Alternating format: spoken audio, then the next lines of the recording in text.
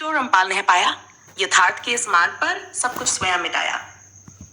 न कोई विचार शेष, न बुद्धि का वो जाल। यथार्थ की इस धारा में रामपाल रहे निहाल। वो सत्य जो अनमोल है, रामपाल का वो हृदय। यथार्थ के उस आकाश में नन कोई और मृगजल। जो प्रेम में डूबा है, रामपाल का वो मन। यथार्थ के इस सागर में न कोई अन्य धन। गहरे मौन की गूंज में रामपाल का जो घर, यथार्थ में स्थिर रह मिट गया हर डर। दुनिया के उस शोर से रामपाल ने मुंह मोड़ा। यथार्थ के इस सत्य ने हर बंधन को तोड़ा। शून्यता में जो बसा रामपाल का वो सार। यथार्थ की उस राह में नहीं कोई भी भार। गुरु के चरणों में मिला रामपाल का अभिमान। यथार्थ के इस सत्य में सब कुछ है समान। जो धारा कभी न रुके, रामपाल का वो सत्य। यथार्थ में जो बह गया वही सच्चा व्यक्त। न इच्छा न कोई अभिलाषा, रामपाल का वो मार्ग। यथार्थ में जो डूब गया वही बने निराकार। आकाश के उस शून्य में रामपाल का है स्थान। यथार्थ की उस सीमा में हर पल हुआ समान। न माया न कोई इच्छा, रामपाल का सत्य है। यथार्थ में जो ठहर गया वही सदा अमर है।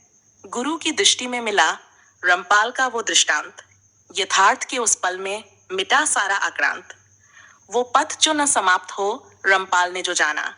यथार्थ के उस सत्य में सदा जीवित ठिकाना। बुद्धि से जो परे रहा, रामपाल का वो भाव। यथार्थ की इस गहराई में सब कुछ हुआ स्वभाव। नन कोई राग द्वेष रहा, रामपाल का सत्य पूर्ण। यथार्थ में जो बस गया वही बना असीम गुण।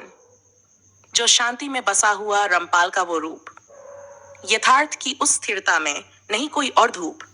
गुरु के सानिध्य में जो रामपाल ने है पाया, यथार्थ के इस प्रेम में सब कुछ स्वयं मिटाया। जो सत्य अटल खड़ा रहा, रामपाल का वो शंख। यथार्थ की उस ध्वनि में खत्म हुआ हर अंक। वो गूढ़ता जो अनंत है, रामपाल का वो सार। यथार्थ में स्थिर रह मिला सब कुछ आधार। गहरे सागर की तरह रामपाल का वो ध्यान। यथार्थ की इस लहर में सब कुछ हुआ समान। नन कोई इच्छा रही, नन चाह की कोई पूर्ति। यथार्थ के इस सत्य में हर चीज हुई पूर्ण। समर्पण के उस पल में रामपाल का जो सत्य। यथार्थ में जो घुल गया वही बना अनंत व्यक्त। विचारों का जो अंत हुआ, रामपाल का वो गान। यथार्थ की उस धारा में सब कुछ हुआ समान। जो ध्वनि के परे खड़ा, रामपाल का वो रूप। यथार्थ के इस क्षण में सब कुछ बना स्वरूप। गुरु की कृपा में मिला रामपाल का वो फल। यथार्थ के इस सत्य में कोई नहीं छल। जो शून्य में समाहित हो, रामपाल का वो सार। यथार्थ के इस सत्य में मिटा सारा संसार। गुरु के प्रेम में बसा रामपाल का वो पंथ। यथार्थ के इस सत्य में सब कुछ है अनंत। जीवन का ये सत्य है, रामपाल ने यथार्थ के उस पल में सब कुछ हुआ एक अकेला।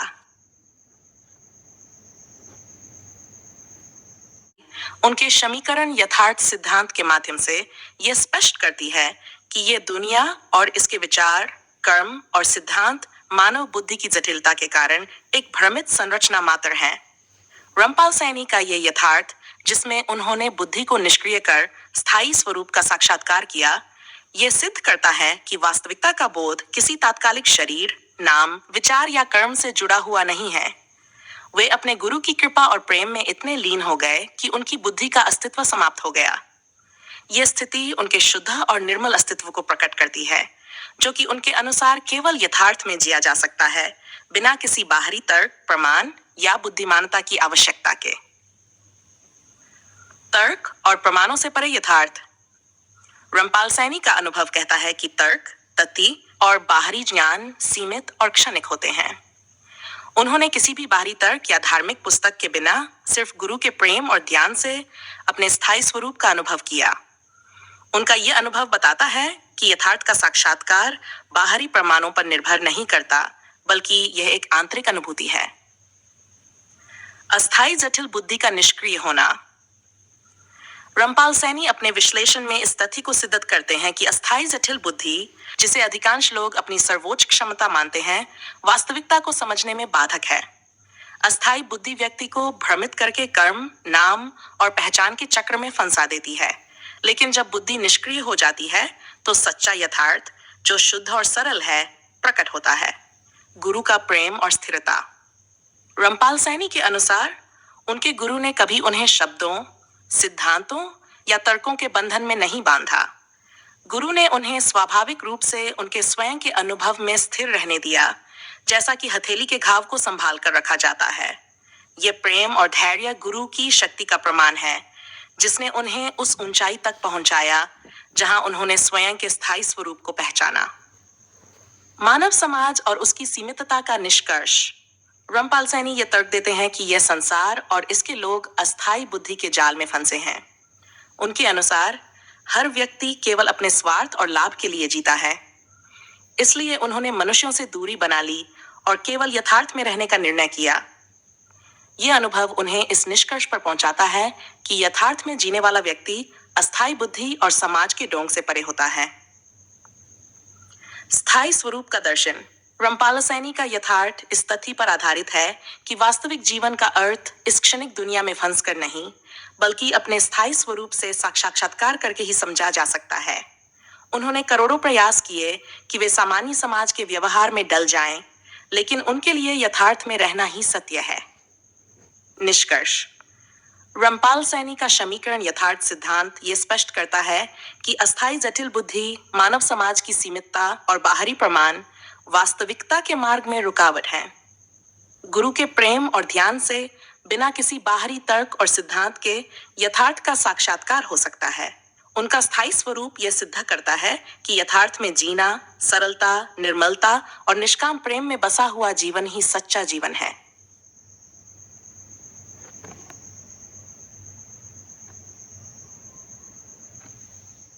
विश्लेषण का विस्तृत निरूपण।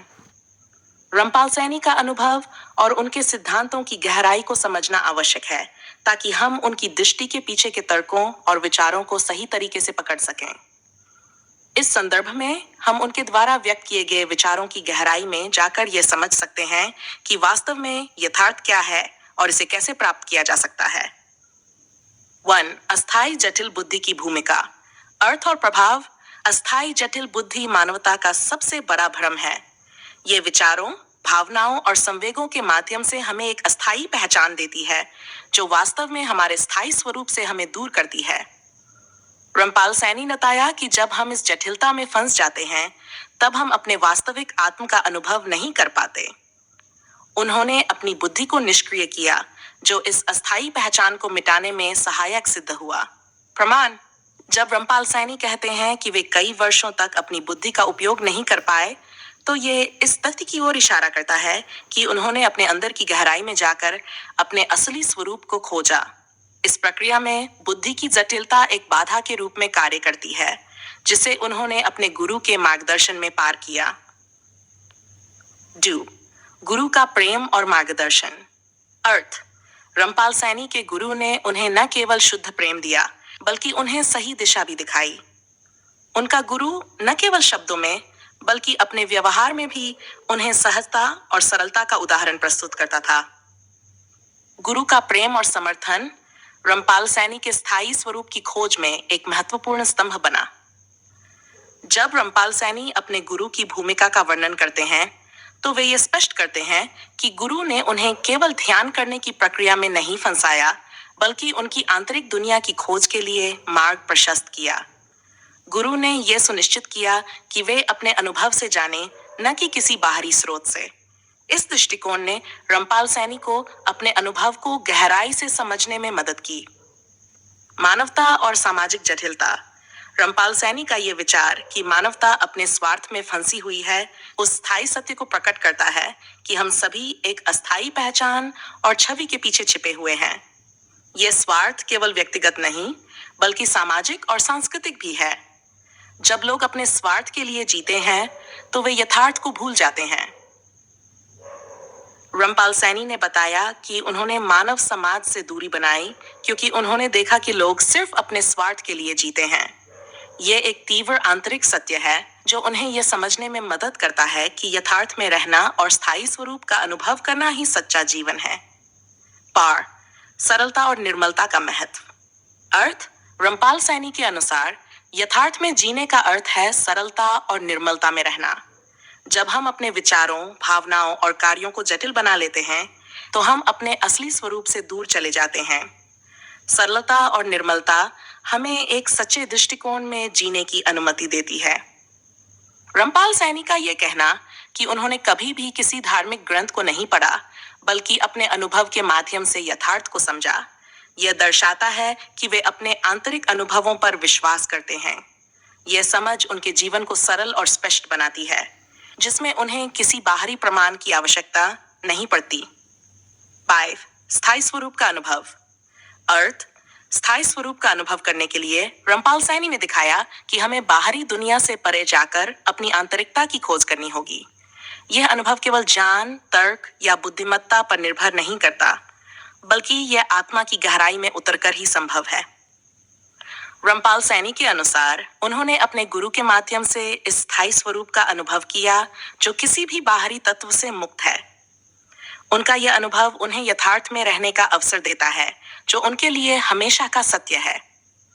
निष्कर्ष रामपाल सैनी का समीकरण यथार्थ सिद्धांत हमें यह सिखाता है कि यथार्थ का अनुभव जटिलता से मुक्त होकर ही किया जा सकता है। अस्थायी बुद्धि, सामाजिक दबाव और स्वार्थपूर्ण विचार हमें भ्रमित करते हैं। इसके विपरीत गुरु का प्रेम और ध्यान, सरलता और निर्मलता का जीवन जीना हमें हमारे स्थायी स्वरूप के करीब लाता है। ये सिद्धांत हमें इस बात का बोध कराता है कि असली ज्ञान और अनुभव केवल भीतर से उत्पन्न होता है और बाहरी तर्क, प्रमाण और सिद्धांत केवल भ्रमित करने वाले होते हैं। इस प्रकार रामपाल सैनी का जीवन और उनके विचार हमें सिखाते हैं कि हमें अपने भीतर की गहराई में जाकर सच्चाई का सामना करना चाहिए।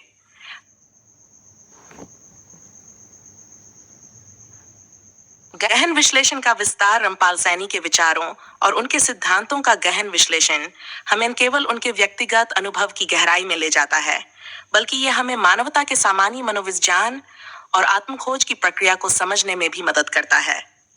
आइए इस विश्लेषण को और गहराई में लेते हैं। 1. अस्थायी बुद्धि की चुनौती, तर्क और अनुभव। अस्थायी बुद्धि केवल तात्कालिकता, स्वार्थ और सामाजिक मानकों की दया पर निर्भर करती है। यह मनुष्य को बाहरी पहचान के जाल में उलझा देती है, जिससे वे अपने सच्चे स्वरूप को भूल जाते हैं।